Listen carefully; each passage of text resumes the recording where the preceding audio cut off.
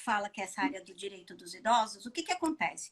Ou eles caem, né, na questão do direito médico, né, quando precisam ali das questões do direito médico, ou eles vão ser, né, ou vai vir para a gente na área de família com algumas questões como a interdição, que eu usei a semana passada, falei para vocês a respeito, né, dos requisitos do que a gente precisa. E aí a gente tem um montão de outras questões, né, Bruna, que eu acho que para você também chega, porque, gente, eu acho que a primeira pessoa, de verdade, que eu escutei falar lá na pós, a gente se conhece, eu e a Bruna, desde 2015, e desde que eu me conheço, assim, por gente, sabe, militando 100% na área de família, que eu sei da única pessoa que eu sei que sempre lidou, sempre cuidou com todo carinho, todo aspecto com os idosos, foi a Bruna, né? Ela tem uma história que a maioria, ela hoje é uma pessoa pública, né? Eu conheço a Bruna da época que ela era só uma menina, entendeu? E não a advogada que foi lá e enfrentou, né? O que enfrentou uma CPI. Eu conheço a Bruna, da Bruna que gosta das princesas, da Bruna, né? Antes de ser uma Bruna mãe, né? Toda essa história. E aí ela sempre tem uma história de vida, que ela foi criada pelos avós, né, paternos dela. Então ela sempre teve esse olhar diferenciado para o idoso, ela sempre teve muitos clientes idosos. Então eu acho que, e eu já tinha prometido para vocês, falei, vou fazer o mês de fevereiro inteiro a respeito disso. Gente, ninguém sabe o quanto que é difícil você conseguir um profissional da área, né, que tem ali no direito do idoso, que entenda lá. A Carla, minha amiga que é geriatra, vamos ver se ela se propõe a vir fazer live comigo para a gente discutir o tema, né? Então, porque são poucas as pessoas que lidam com isso, e é o que eu falei, ou separa para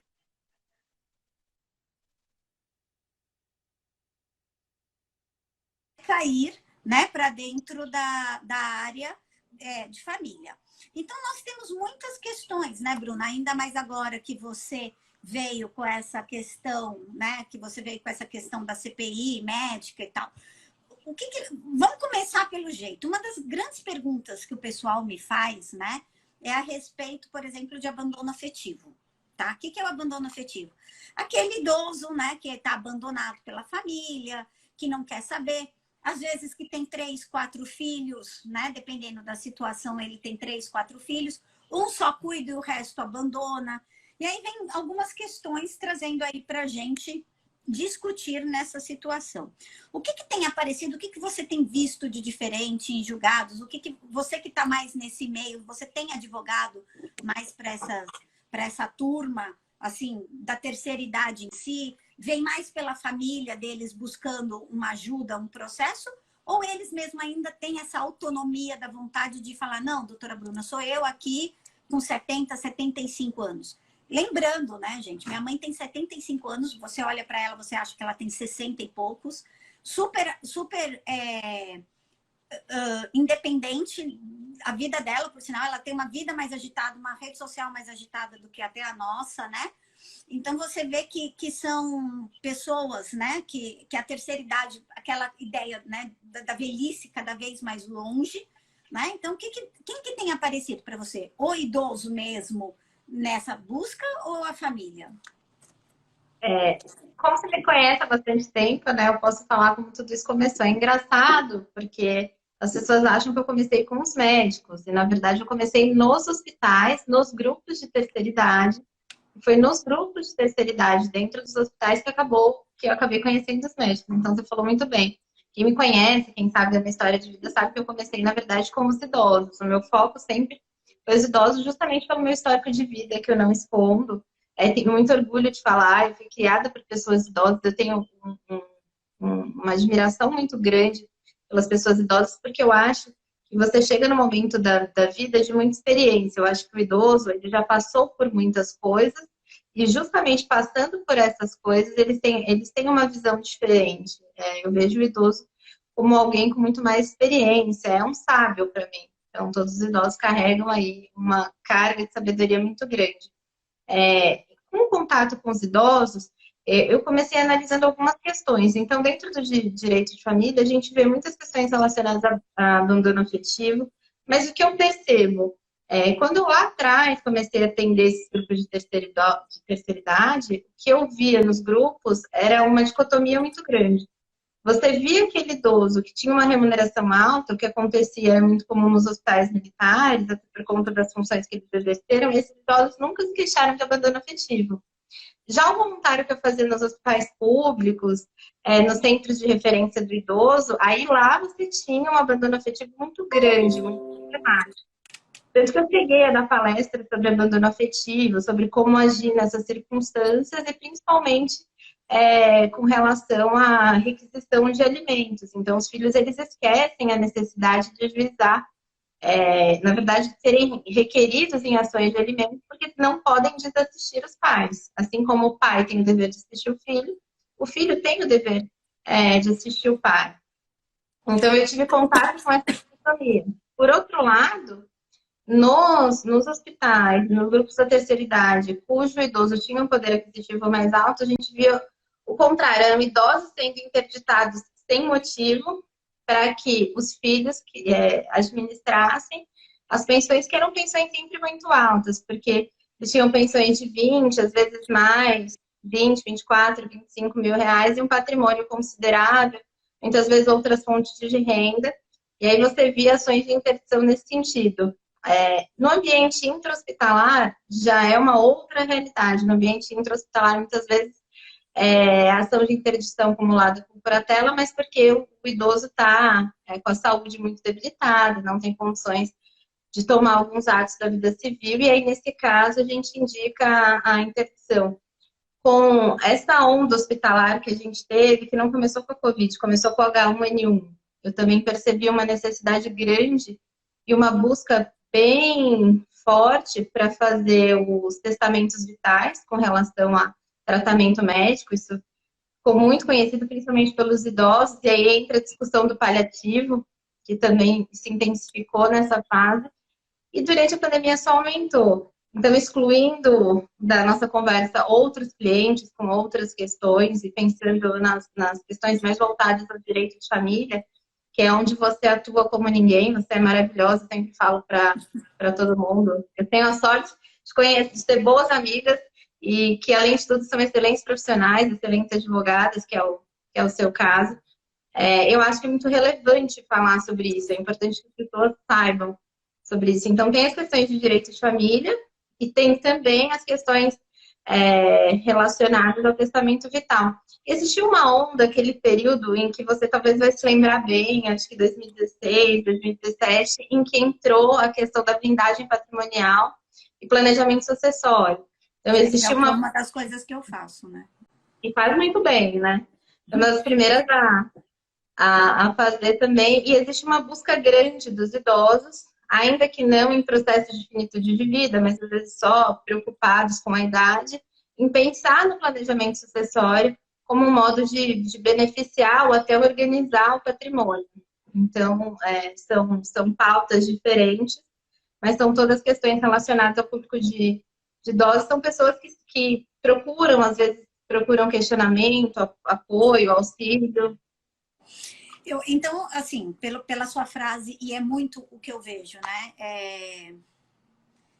Eu já vi, não dá para virar regra, ok? A gente não pode falar como uma assertiva de que o abandono está mais ligado a quem não tem o dinheiro do que a quem tem, né? Mas eu vejo assim que talvez a interdição, o abandono pode ser até que seja mais feito, né, para aquele pai, porque aquele pai vira um fardo, né, financeiro, vira um fardo de um problema, assim, se tem doença, se não tem um teto, né, aquela questão. Mas eu vejo que talvez a questão da interdição, por exemplo, né, para a administração dos bens, vem mais naqueles casos da que a pessoa tem, né, o dinheiro precisa administrar. A grande questão até do testamento vital, para quem é leigo, para quem não entende, o que é isso? É o que nós chamamos de diretivas de últimas vontades, que é um documento, do mesmo jeito que a gente faz um testamento para deixar, eu quero deixar tais bens para fulano, tais bens, eu quero que aconteça isso após a minha morte, a gente faz um testamento que chama, a gente coloca, né, chama vulgarmente de testamento vital, mas ele tem um nome técnico de diretivas de última vontade, que significa o seguinte: era utilizado muito, né? Pelo menos a grande maioria, como eu conheci no começo de quando começou isso, que era muito usado nos Estados Unidos, mas aqui no Brasil pouco, para as questões médicas. Oi? Até hoje é pouco usado. Às É vezes, pouco usado, né? depois de tudo que Eu toda aconteceu, vez eu tenho indicado bastante. eu toda vez que eu vendo um testamento, eu dou para o cliente o testamento vital, explico para ele a necessidade. E aí faz o quê, né? O testamento vital ele serviria para ser as diretivas de últimas vontades naquelas questões médicas. Mas eu, Ana Brocanello, quando eu faço o meu testamento vital, né, para os meus clientes, eu coloco nas cláusulas também as questões administrativas. Essas questões, cara, a uma curatela, a administração do bem, caso a essa história de uma interdição, entendeu? E aí isso tudo são figuras muito novas, muito pouco divulgadas entre a nossa população de uma maneira geral. Até mesmo, né, tem agora uma terceira figura, que é uma espécie de interdição, mas que quem escolhe seria o interditado, no caso, que é meu Deus do céu, fugiu o termo. Que é a tomada de decisão apoiada, TDA, que a gente fala, né? É a TDA, que é a tomada de decisão apoiada, que é justamente, né, aquele idoso, vamos dizer, que já ainda está diante das suas faculdades, mas que tem, às vezes, uma dificuldade de locomoção simples, entendeu? Ou que ele quer realmente evitar algum problema, que ele já quer evitar, ele escolhe quem são os curadores que ajudariam, isso é tudo feito judicial, escolhe. Então, eu acho que essas figuras são muito novas, né, Bruna?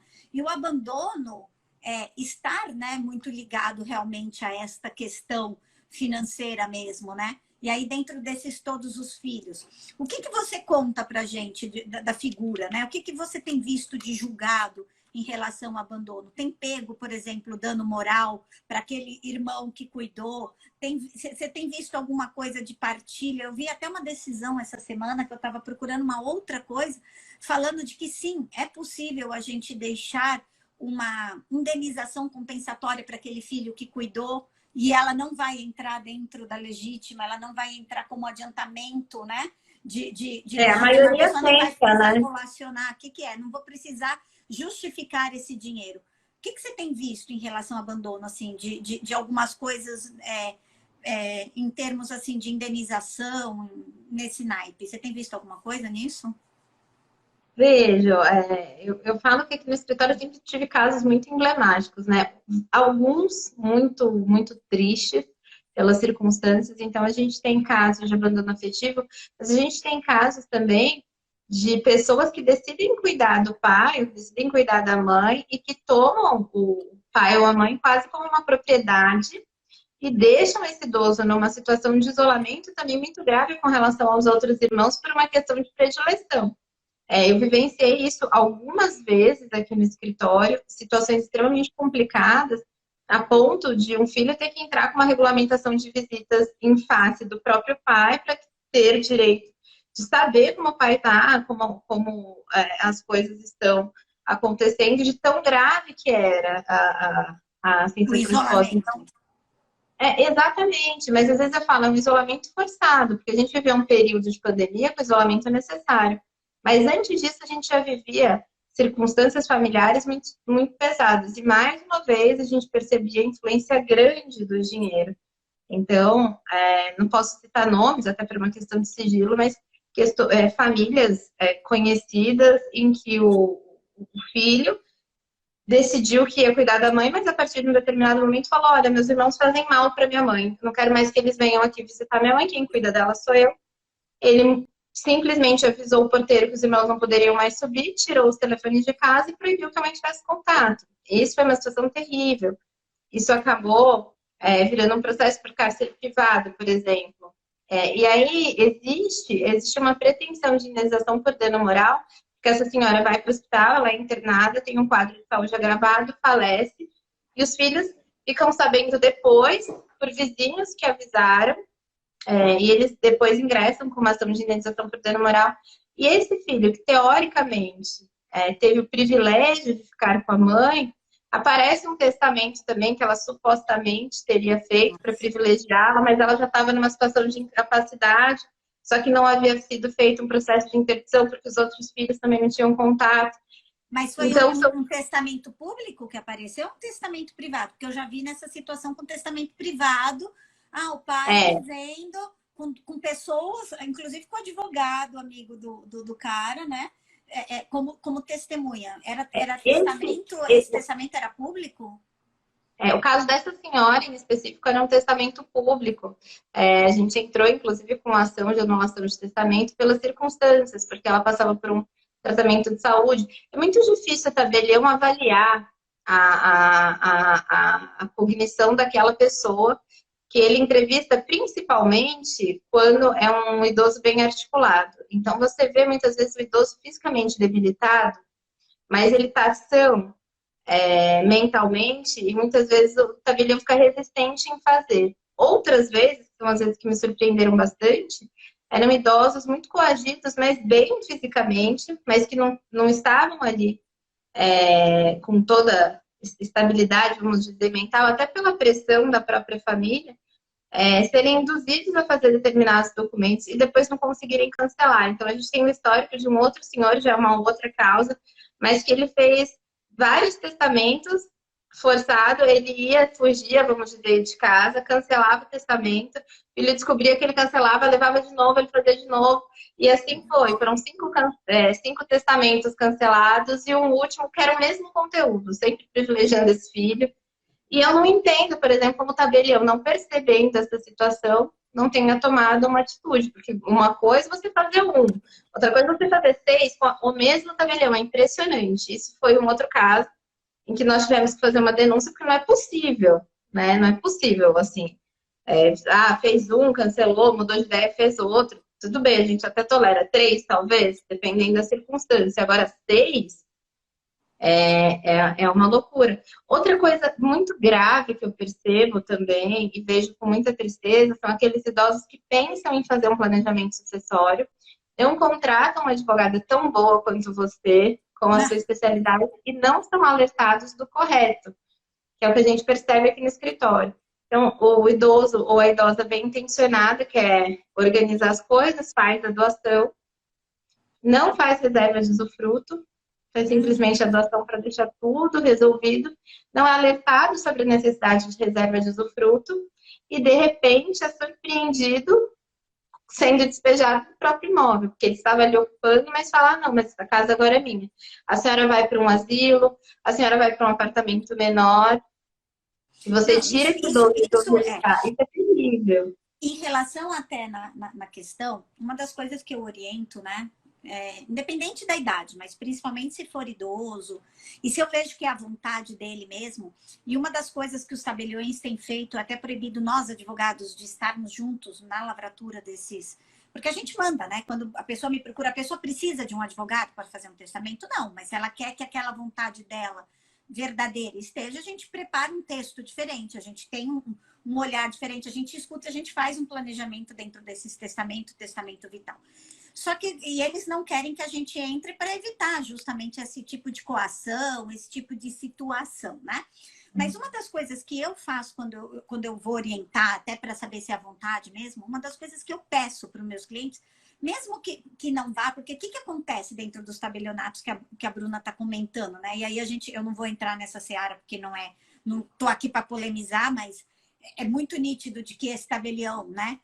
Devia ter uma amizade íntima com esse herdeiro, né, para fazer tantas coisas.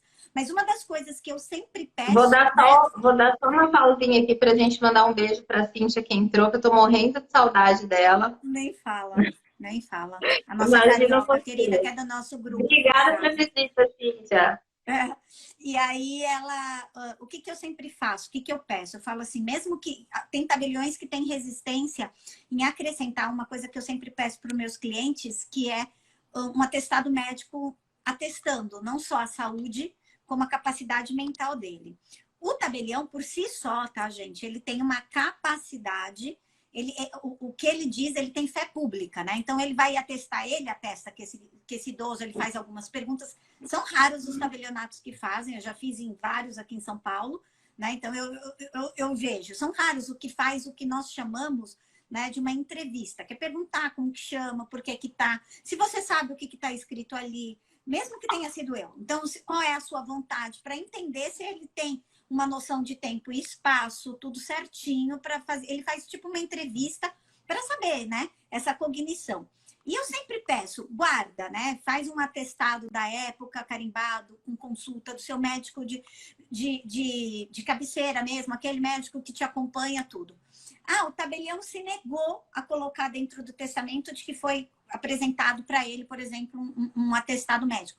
Eu, Ana, sempre tomo cuidado, não só por uma questão dessa, de ter um questionamento a respeito de um testamento, mas também por uma questão, às vezes, até de invadir legítimo, alguma coisa. O que eu preparo? Preparo um dossiê dentro deste testamento, dentro dessa doação. Então, ou mesmo até de doação. Então, está ali feito, não faço uma doação sem que todos os filhos estejam presentes, sem que entendam tudo. E aí eu monto esse dossiê e a gente guarda junto com o testamento de que ele sabia o que ele estava fazendo naquela hora da capacidade, justamente para Eu evitar. recomendo exatamente a mesma coisa. Eu peço atestar. Ultimamente eu tenho pedido muita avaliação neuropsicológica, que é importante para os idosos. Tem uma neuropsicóloga que eu sempre indico, eu acho que eu já até cheguei a falar dela para você, que é a doutora Camila Campanha, é especialista nisso. É muito importante porque você tem a demonstração de toda a parte cognitiva, porque não basta você só,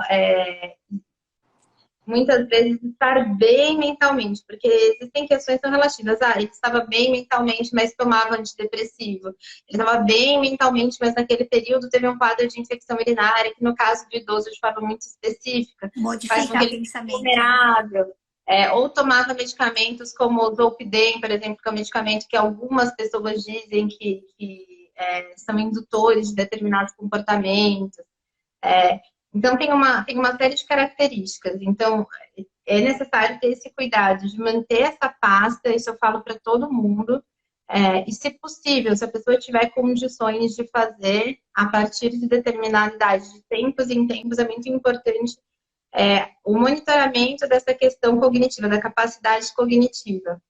Porque Para ali você revisar, né? consegue. Para começar, às vezes, diagnosticar, inclusive, porque nem tudo, né? Como eu expliquei na outra questão da interdição, nem tudo é um Alzheimer.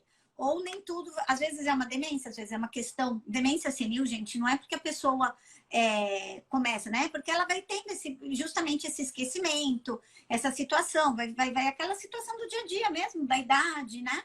De uma questão da falta de agilidade, às vezes, no agir e no pensar, né? Então, tem alguma coisa. O Lucas está perguntando, esse questionamento do tabelião substitui a história clínica médica? Não é, Lucas, necessário, não tem nada dentro da nossa legislação, né? Porque testamento é um documento formal, com todas umas regras, que se você pular alguma dessas formalidades, por exemplo, o número de testemunhas, né? A capacidade, algumas coisas, ele é nulo, né? Então, mas não existe em nenhum documento, em nenhuma parte da nossa legislação, em nada, nem no Estatuto do Idoso, nem no Código Civil, em nada. Constituição Federal, sei lá, o que mais que vocês querem pensar? Eu não conheço nenhuma lei que obrigue, né, você apresentar um histórico médico para fazer um testamento. Essa pergunta é um cuidado que o tabelião tem, né? Esse questionamento, esse questionário não é por escrito, é verbal. E ele atestando, ele tem fé pública. O que significa? Que a palavra do tabelião, né, é feito pelo tabelião, não é feito por aquelas pessoas que trabalham no cartório, é feito pelo tabelião, que é o responsável especificamente pelo cartório. Ele tem fé pública. Então, se ele chegar e atestar que a pessoa estava na sua capacidade, qualquer juiz vai dizer a pessoa estava na sua capacidade, entendeu? Então não fica nada. Isso é um cuidado que a gente toma justamente porque a gente tem essa quantidade de processo, de muitas vezes questionamento de testamentos lá na frente nas ações de inventário. Então, quando a gente já está na preparação, né? Lá uns 2 passos adiante, preparando esse planejamento, preparando foi ótimo, hein? Preparando essa situação, a gente já pede para guardar esse histórico médico para dizer, ó, não estava num período ruim, para justamente se resguardar, né?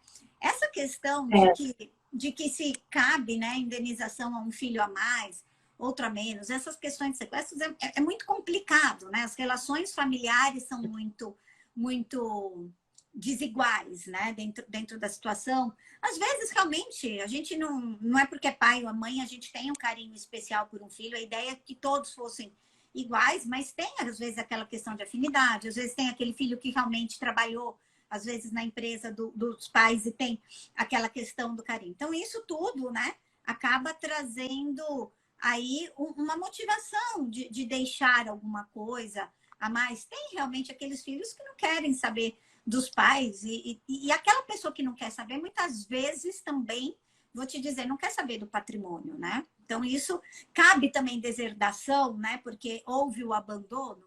Não, tem um rol lá do que deserda, a não ser que ele tenha atentado contra a vida desse pai, senão não tá. Então, a gente ainda tem uma legislação, mesmo com o Estatuto do Idoso. Acho que a única coisa dentro do Estatuto do Idoso, né, Bruna, que funciona, eu acho que é a fila para prioridade.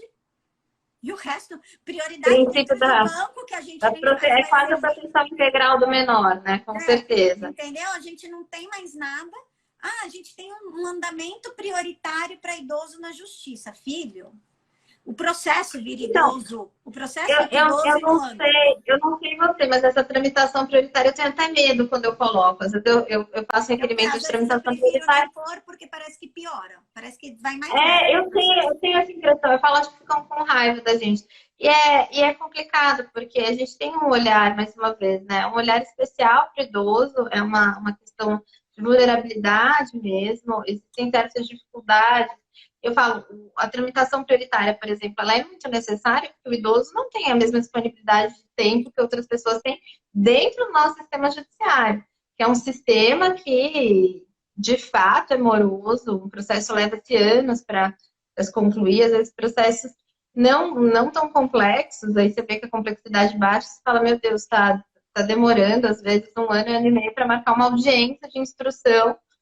Você se desespera e fala, olha, melhor pedir o ensinamento antecipado da LIDE, porque eu vou até desistir de esperar, e aí você pede, fica mais um ano e meio para alguém olhar para aquilo. É uma situação muito, muito complicada. Eu acho que falta até um olhar social com relação ao idoso, uma preocupação maior com a população idosa. Eu sempre senti muita falta disso. Eu acho que o trabalho que eu vim desenvolvendo, eu falo que eu trabalho uma vida toda, porque quando eu era mais nova, bem pequenininha, assim, eu olhava para as pessoas que me amaram, as pessoas que cuidaram de mim, que são as pessoas que eu tenho como meus verdadeiros pais. E eu queria muito ser médica. Eu já falei isso para você, que na verdade eu já era ser médica, não era ser advogada, que eu vi que eu não servia para médica e aí escolhi ser advogada, e acho que é por isso que eu atendo tanto médico e tanto idoso. Mas meu sonho era ser uma médica e trocar tudo naquelas pessoas que eu amava tanto e cuidavam de mim. Eu falava, não, você não vai envelhecer nunca, porque eu vou ser médica e eu vou trocar tudo que você tem. Então, vou te dar novo. E eu achava que as coisas funcionavam assim. E é triste você ver na nossa sociedade hoje que a população idosa muitas vezes é abandonada, como você disse bem, né? Você começou a live falando de abandono afetivo, e é algo que eu percebo que existe uma quantidade de publicações enormes com relação ao abandono afetivo de criança, mas você não tem isso com relação ao público idoso. Com relação ao público idoso, você tem uma ou outra consideração, tem pessoas que se posicionam a respeito disso, mas até nós fomos procurar na doutrina. O que tem hoje de doutrina voltada ao público idoso é muito menor do que se tem, sem dúvida nenhuma, para falar das crianças e adolescentes, né, sem dúvida nenhuma. Mas eu vejo um crescimento maior dos direitos dos animais, da discussão dos direitos dos animais, que hoje em dia está em voga, então eu percebo guarda compartilhada para cuidar de cachorrinho, guarda compartilhada para cuidar de gatinha, fixação. Mas não se fala da guarda compartilhada dos pais para cuidar deles, né? É verdade. Exatamente. Não se fala disso. A gente tem alguma coisa em termos de publicação, assim, livros específicos? Quando, nos anos, isso a gente está falando lá, década, né, começo dos anos 2000, quando teve a promulgação do Estatuto do Idoso, que aí vem aquela coisa do boom, que nem teve do ECA, né? Mas a criança, a gente estuda em guarda compartilhada, teve essa evolução, alienação parental, então sempre tá. Divórcio teve. E o Estatuto realmente ficou ali ilhado, né? E uma das coisas que eu vejo, né, e até é uma questão, acho que mais social, mais cultural nossa, é que a partir de uma certa idade você perde a sua validade. Nós, como mulheres, a partir do momento que a gente entra na parte que a gente para de procriar, né? A partir daquele momento, você é uma mulher muito fácil ser substituída por uma... É aquela história, ah, tô com uma mulher de 50, vou trocar ela por duas de 25. Ou seja, a partir do momento que você não procria mais, você é facilmente substituída por duas de 25. E o idoso, até aquela pessoa mais velha, mais experiente, passa a ser uma pessoa cara, porque o know-how dele, a experiência dele tem um preço, então no mercado de trabalho. E a partir dos 60, né? Parece que aquela coisa da pessoa morreu para a vida. Se aposentar, morreu aposentado, morreu para a vida, né? E é uma coisa muito brasileira, É muito interessante. brasileiro isso, eu acho. A gente pensa nos aspectos antropológicos, a gente não tem uma cultura que favorece o idoso. Então, quando a gente compara, principalmente com determinadas populações europeias, você vê uma supervalorização do idoso. E quando eu falo em supervalorização, não é no sentido ruim, assim, vamos tentar privilegiar o idoso porque ele é o idoso. Não, vamos tentar privilegiar porque ele, de fato, é uma pessoa que conquistou um conjunto de direitos inerentes à própria experiência. No Brasil, eu tenho a sensação, muitas vezes, que o idoso é visto como alguém descartável, como alguém que dá despesa. Esses dias eu morri de rir porque saiu uma reportagem, se não me engano, na Globo.com, de um senhorzinho que fez 100 e poucos anos, e aí em cima do bolo tava... fez o bolo, né? O terror Isso, o terror do INSS. Morri de rir, porque eu falei, gente, que delícia. Mas as pessoas ainda vêm com esse terror, né? Mas é o que nossa, é uma frase besta, é um meme besta, é uma piada, né, sem graça, mas é o que nós pensamos, né? Nós passamos sair da produtividade a passar a ser um peso, né? Então, você se aposentar com 60, o que acontece, numa Alemanha, nos Estados Unidos, que a pessoa pega aquela aposentadoria de verdade que ela trabalhou, ela contribuiu com aquele sistema e ela é valorizada porque a população é mais velha, né? E tal, e ela é o alicerce daquele sistema, e ela tá ali. O que acontece? Ele pega a aposentadoria, ele vai viajar, ele vai viver, porque ele tem condições. Dentro do Brasil, você dá medo do que você pensa. E não falta muito para eu entrar na terceira idade, gente. Parece besta, né? Você fala assim, nossa, Ana, que exagero. Não, se a gente for pensar terceira idade a partir dos 60, né? O que acontece? Nesta hora, eu sou o quê? Daqui 14 anos eu sou terceira idade, gente. E 14 anos passa assim, ó. Passa assim. Então, a gente começa a pensar nisso e você fala assim, a partir de agora eu vou virar o quê? Um peso morto. Você é considerado perante a sociedade um peso morto. É isso que o idoso representa. Ele é o peso para a família, ele é o peso para o sistema de saúde, ele é o peso para o governo, ele é peso para todo mundo, entendeu? Ele é peso para todo mundo. É muito complicado isso. E é triste, por isso que eu falo que às vezes a gente tem que pensar em legislação, mas a legislação ela até existe, já pensaram nela.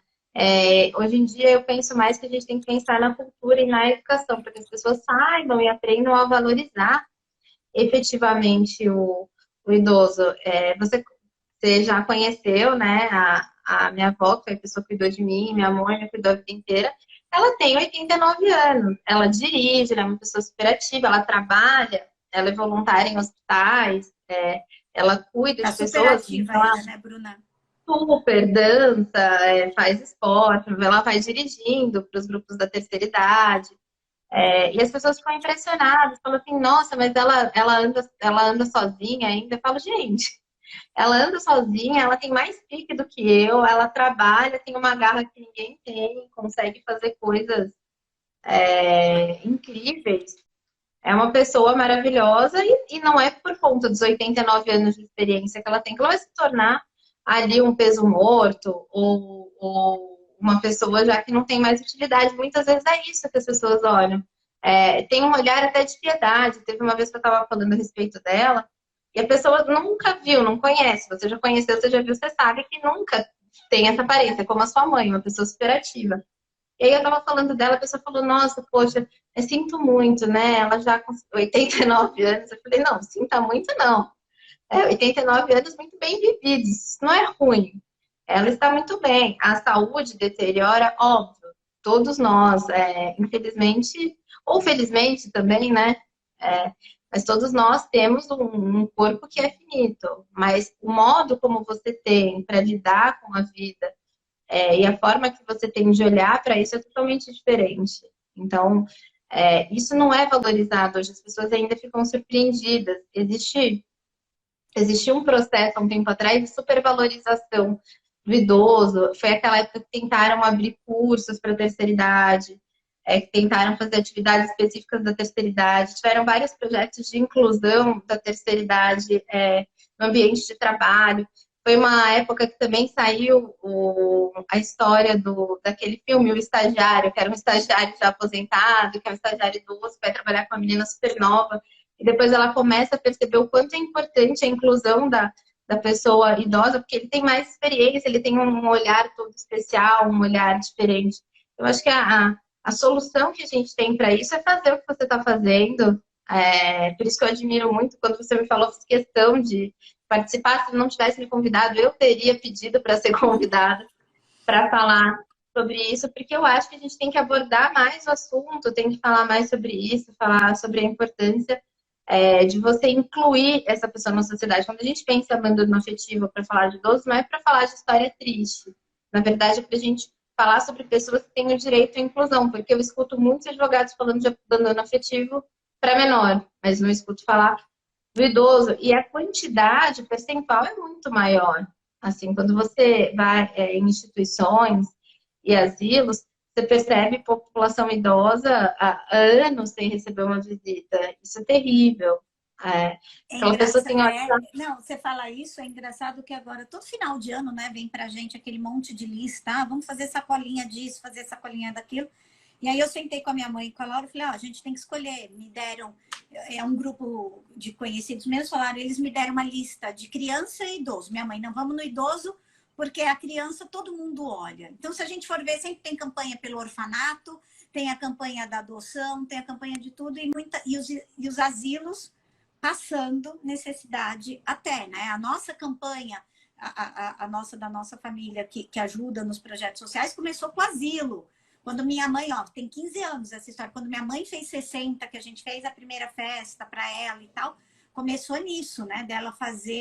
De começar a fazer bingo para ajudar o asilo da terra dela.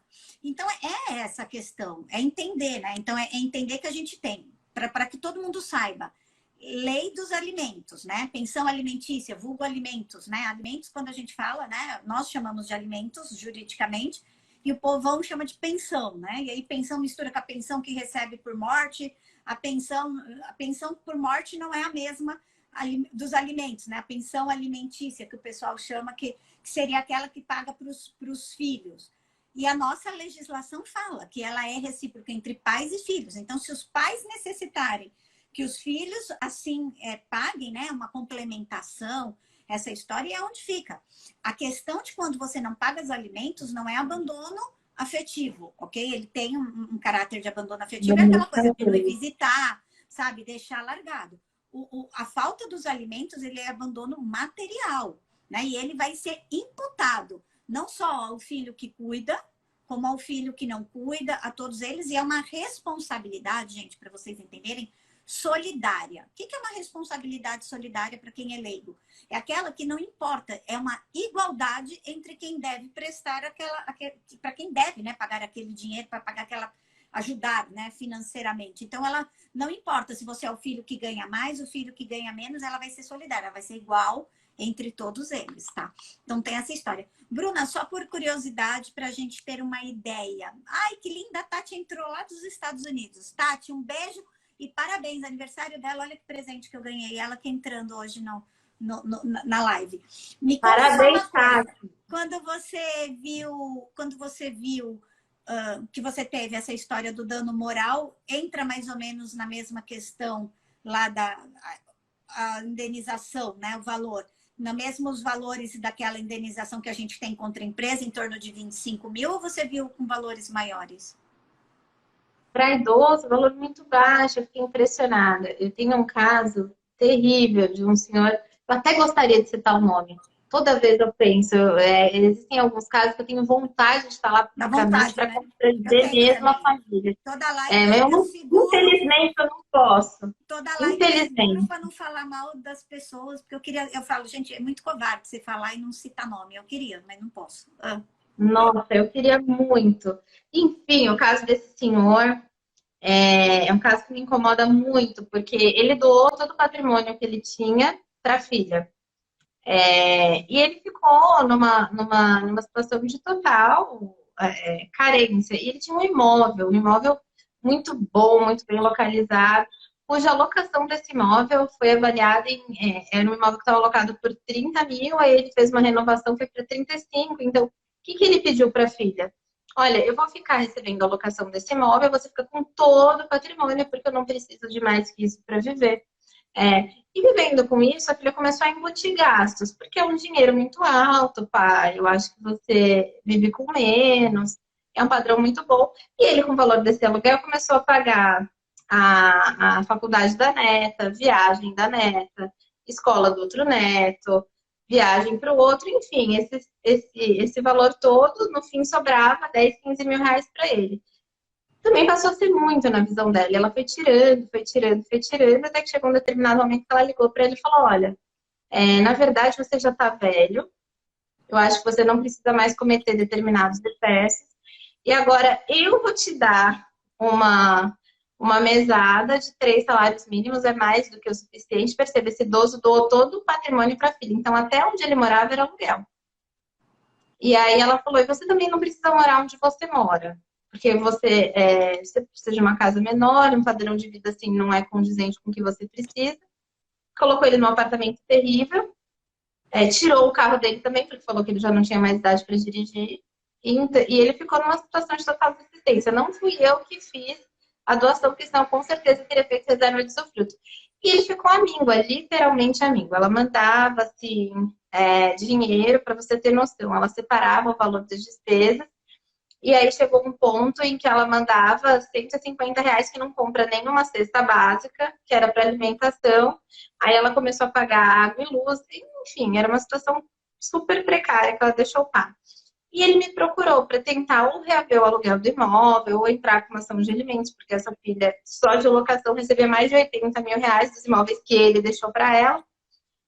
E o juiz fixou, ele entendeu que existia o abandono afetivo e material. Ele deu uma incrível indenização de 5 mil reais. Eu fiquei assim, olha, constrangida de falar Para não pro dizer um meu cliente. palavrão, né? Para não dizer um palavrão. Você é fina, eu não sou. Eu falaria um Eu palavrão. falei, eu fiquei constrangida.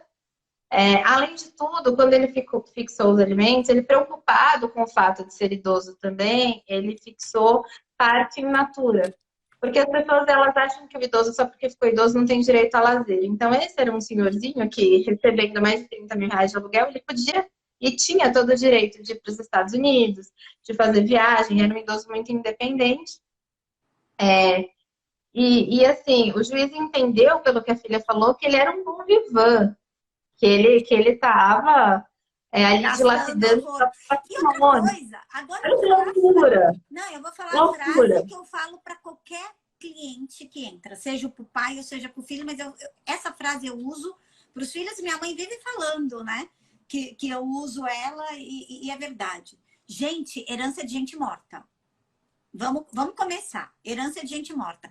Eu sempre falo, cliente que quando vem pedir consulta para saber, meu pai está começando a gastar, vai casar, vai fazer, eu falo, o que você tem a ver com isso? O que você tem? Prepara a roupa e vai no casamento. Entendeu? Você não tem nada a ver com a história, ok? Mas vai gastar com o meu patrimônio. O patrimônio não é seu, quem construiu foi ele, quem herdou foi ele. Se ele quiser, eu sempre falo isso, eu falo essa frase para os clientes, eu falo, se quiser largar, eu falo para as mães, eu falo, se sua mãe quiser vender tudo que tem e pagar gogoboy para dançar para ela e viver num cruzeiro, gastando no cassino, vocês não têm nada a ver com isso. O dinheiro é da pessoa. Enquanto ela tiver autonomia, e autonomia, a ação de interdição, todo mundo fique bem claro para todo mundo isso, a ação de interdição é quando você precisa cuidar de uma questão médica, porque está ali né, doente, está ali precisando, né, sobre aquela situação, é isso. O resto, entendeu? A interdição para você administrar o patrimônio, ou de interditar pai, porque o pai vai casar, vai fazer, não é problema seu, gente. Isso não é. Então, sabe, é isso que tá. Mas esse senhor, né, às vezes, e o que mais acontece? Que foi o que uma cliente me disse ontem a respeito de um inventário. Ela falou, ai, minha mãe não queria mexer. Eu falei, gente, tá simples. Ela falou, ai, minha mãe não queria porque a gente não gosta, meu pai também errou, porque ninguém fez isso, porque ninguém fez aquilo. Eu falei, gente, a gente trabalha com as ferramentas que a gente tem. Existe muita falta de informação. Por isso que eu falo, o canal da gente, né? Para quem não está inscrito aí da turma da Bruna, que hoje tem uma turma bem grande dela, e tal, o que que acontece? Entra no canal, tem muita informação gratuita, tem muita coisa. A internet hoje serve para isso, para tirar mito. Tenho dúvida? Vou perguntar o que que acontece. Só que herança, gente, você lida, trabalha e administra o seu dinheiro. Ah, como eu tinha uma pessoa que falava assim, fulano está esperando o sapato de defunto. Que significava que o cara não trabalhava e estava esperando a família, né, o pai e a mãe morrer para ir ser herdeiro, né? Para desempenhar o grande papel, né? É o herdeiro profissional, eu sempre falo. O herdeiro profissional, né? Fica esperando sapato de defunto para herdar. Gente, herança só existe de gente morta. E você não sabe o que vem, você não sabe o que, que vai estar. E esse senhor, coitado, às vezes na falta de informação não ficou. Lembrando, tá, gente? É que talvez não tenha dado tempo, tudo. A doação se tornaria nula, porque ele não pode, ele só pode doar o suficiente para ele deixar de subsistir. Confiou na pessoa e acaba fazendo. Aí eu não vou entrar no mérito, mas que filhos e que ser humanos a gente está se tornando. Eu tenho medo. Então, e aí eu vou até assim, né, para falar, para até terminar, né, essa história em relação, né, que eu falo assim, tudo passa pelo ser humano, pela modificação das pessoas. Para que vem uma pandemia, gente? Para te modificar, para mostrar. Para mostrar para você o que é ficar longe de um pai, ficar longe de uma mãe. Né, Bruna? Você foi ilhada da sua avó por um tempo, você que tanto, porque a gente não ilhava porque a gente não queria. Não, eu falo que até hoje, ela que manda. Ela liga em casa, eu acho muito engraçado. Eu falo com ela todo dia, né? E ela continua ligando para mim. Ela já fazia isso na época que eu fazia pós, eu lembro que eu comentava com vocês, mas até hoje ela ainda faz. Ela liga em casa, às vezes 9, 10 da noite, fico até preocupada porque ela dorme mais cedo. Ela liga para saber se eu tomei banho. Aí eu falo, não, ainda não, tô trabalhando. Ela fala, então vai tomar banho agora, onde já se viu, você tá comendo? E começa a brigar comigo por telefone. A minha mãe então, liga todos os dias para perguntar se eu quero almoço. Você quer almoço? Você jantou? Você tomou café? Entendeu? É isso. Tá dormindo? Não tá... E ela fala que a gente sempre tá magra, né? Uma coisa que me deixa feliz. Eu fico feliz às vezes. Porque se tem uma pessoa que se preocupa com a nossa alimentação, são elas. Ela liga e fala, mas você precisa comer. Eu falo, olha, mas eu tenho aqui um estoque que dá para um ano sem comida. Você fica tranquila que não vai acontecer nada. Não, minha filha, mas tem que comer. E é isso que eu fico muito chateada, fico muito sentida. A gente vê essas pessoas que amam tanto, que se preocupam tanto, como esse pai, que vontade de falar o nome dele aqui, porque ele tem alguns netos que passaram a me perseguir na rede social. Não tem nada a ver com o caso da Prevent, mas eu acho que eles identificaram ali, advogados, começaram a me perseguir de medo, porque eu sempre falei que eu ia falar um dia publicamente do caso dele, porque foi tão grave, Ana, tão grave, pensa. Eu peguei para advogar e ele tinha um patrimônio grande. Não tentamos reverter a questão das doações, não conseguimos, especialmente esse imóvel, por uma questão de prazo, enfim, tinham várias questões, porque ele fez isso lá atrás, realmente foi muitos anos atrás. E eu sempre falei que eu ia falar publicamente esse caso, que chegou um momento em que esse senhor me ligou para pedir dinheiro para comer. Ele realmente não tinha dinheiro, ele estava numa situação muito delicada, e aí ele tinha como se fosse como chama, que a gente anotava? Ele anotava fiado lá na padaria perto de onde ele morava, chegou um momento que ele não conseguia mais pegar a comida lá, porque tinha um dos filhos que não recebeu nada, até começou a ajudar, mas depois ficou bravo, porque a irmã que ficou com tudo, não ajudava em nada, e ele se sentiu sobrecarregado, e ele ficou numa situação, assim, de total desespero, que ele me ligou. Ele me ligou e, na verdade, ele queria que eu ligasse para o moço lá do restaurante falar que tinha uma ação em curso e quando saísse o dinheiro ele ia pagar. E eu liguei para a neta dele na hora. Eu falei: olha, tá uma situação muito difícil. Eu vou pagar a conta do seu avô para ele conseguir voltar a comer, mas isso não existe, assim. É vocês brigarem com ele, vocês entrarem em conflito. Eu não tenho o que fazer com relação a isso, senão meu trabalho. Agora, deixar a pessoa neste ponto, literalmente a míngua, é terrível. Porque ele tinha a cesta básica, mas não tinha dinheiro para comprar o gás. Depois ela cortou a cesta básica porque descobriu que o irmão estava ajudando e ele estava pegando comida no mercadinho. Aí, no mercadinho não, na padaria. Depois o filho descobriu que só ele pagava a padaria, parou de pagar e sobrou para o advogado. Então, às vezes, a gente se envolve tão pessoalmente, e ele teve que passar por procedimentos médicos, pelo SUS não conseguiu farmácia popular, a gente passou a ajudar com remédios também. Ah, sim. O que vai fazer? Eu não vou entrar, Eu gente, assim, não quero polemizar, né? Não quero polemizar ainda mais você, depois de tudo que você passou, né? Final de ano passado, virou figura pública, né? Porque foi levar a sua verdade. O que o pessoal não entende é que a gente, advogado, a gente compra ou não a história e que todo mundo merece uma defesa, independente do lado que você tá. O bandido, não, o bandido merece uma defesa. Independente, ele tem que pagar de acordo com aquela história, mas todo mundo, né, tem que fazer. Então, a gente acaba virando figura pública quando a gente defende o que o pessoal acha que é o lado errado da história, a gente é apedrejado, a gente vira, né? É muito louco, porque a gente perde, né, Bruna, um pouco da noção. Eu não sou conhecida como você, mas muita gente sabe quem eu sou, que eu não sei quem são, né? Então, é aquela coisa que dá medo, né? A gente põe, a gente se torna, né, inimigo dentro do público. Então, o pessoal não entende muitas vezes o que é advogar, sabe? Acha que a gente... A advocacia feita do coração na raiz, a advocacia de quem advoga para a família, para quem advoga para algumas situações, não é o advogado que ganha dinheiro, é aquele que está ali na luta, é aquele que tira do bolso pelo cliente.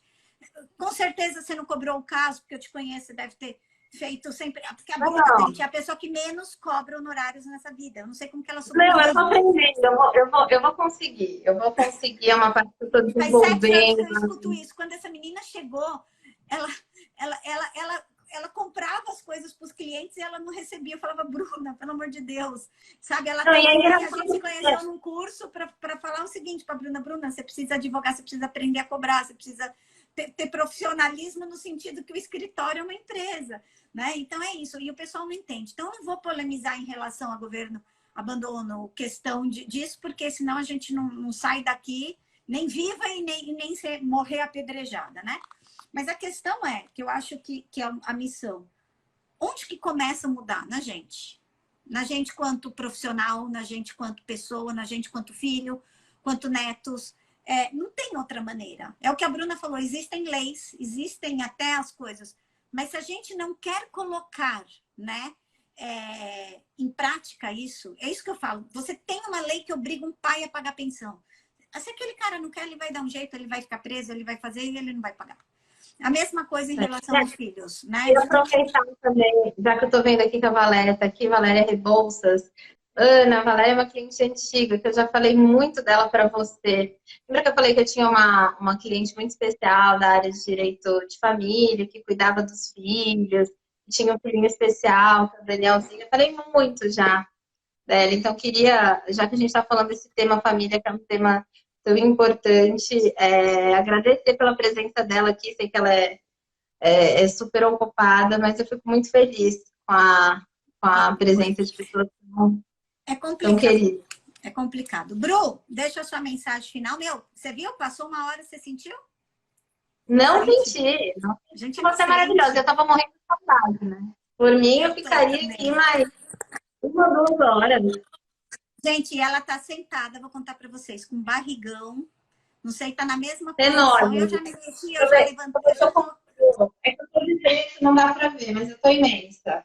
Eu tô, assim, a sensação que eu tenho é que meu filho já tem 1 ano e meio aqui dentro. Toda vez, você me viu na gravidez do Bruninho, a gravidez da Bia eu engordo um absurdo, né? Na do Bruninho foram 30 quilos, agora nessa eu nem conto mais.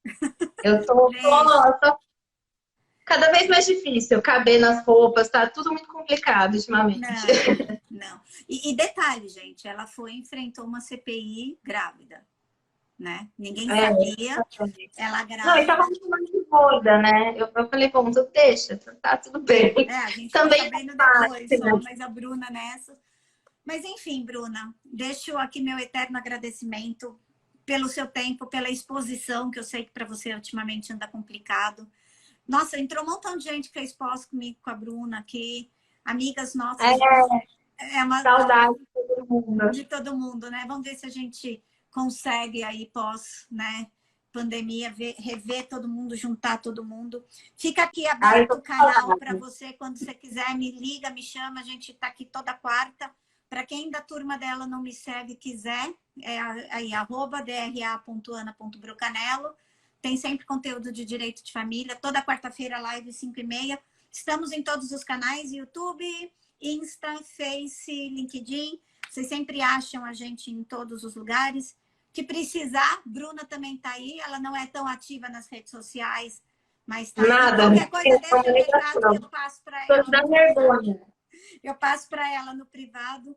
Bru, um beijo para você. Para você, Beijo, no amor, pessoal, depois eu te saudade. desejo por mensagem, mas profissionalmente, que seu caminho seja sempre de muita luz, muito sucesso e que você continue sendo você verdadeira, do seu jeito, da sua docilidade, porque nem tudo que você passou perdeu o seu jeitinho. Obrigada, Lucas, Ah, um foi querido. maravilhosa, amiga. Um beijo, uma honra fazer essa live com você. E eu falo, além de ser essa pessoa incrível, é uma profissional espetacular. Ai, obrigada. Tá salvo, tá, gente? No canal fica salvo aqui a live para quem não assistiu desde o começo, para quem quer rever, tem sempre, tá tudo aí feito, tá bom? Beijo, boa semana. Beijo.